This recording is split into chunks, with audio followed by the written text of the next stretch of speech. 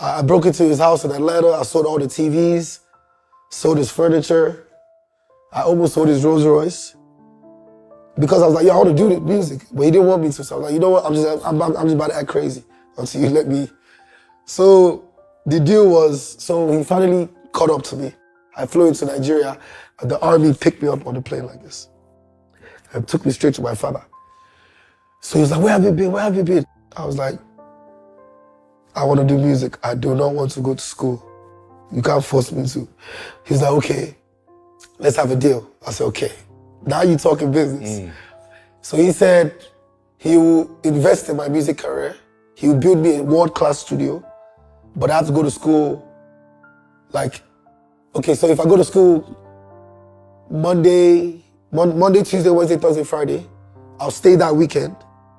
I'll do another week, Monday, Tuesday, Wednesday, Thursday, Friday. So I can go to the city every other weekend to do the music. So I'm like, I was like, okay, he's gonna build me a studio.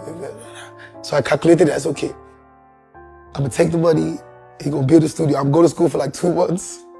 And then when I shoot the video and blow up, I'm gonna run away again. So he shot me like, at that time, like in Nigeria, like the most expensive music video. That's how I kind of like got into the industry. And people like knew that my dad had money and stuff like that. So he finally shot me the video. Then I shot the video and then dropped it. And then I remember I went to school because I had to go back after the weekend. So my friend calls me. He's like, ah. I said, what is happening? What is happening in this city? He said, bros, your song is going crazy. I said, eh? He said, all the girls are going crazy to your song. Ah.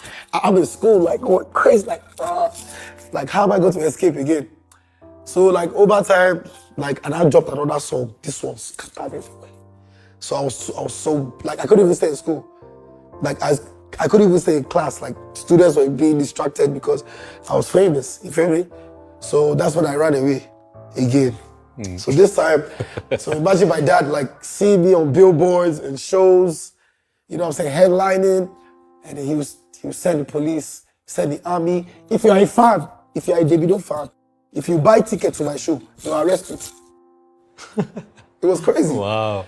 So police came like twice, and they started messing up my business because everybody was scared to book me. Because if you book Davido, there will be police at your show. So, and I made a song called Davido. Emma Davido in my language means you cannot stop me. So the lyrics of the song is basically saying, Emma Davido, Emi Omo Baba Olo, means it means you cannot stop me. I'm the son of a rich man, but this is what I like. That's kind of the vibe. So I dropped that song, and the president of the country, that was his best song. So I was like, oh, I got the president on my back now. Like, the police, he said it to arrest me. Became fans. So they'll come and arrest me. They'll be like, ah, Davido? No. So it got too big for him to control. So eventually, like, we, found out a way. Because my dad, I don't care if you be as big as Joe Biden.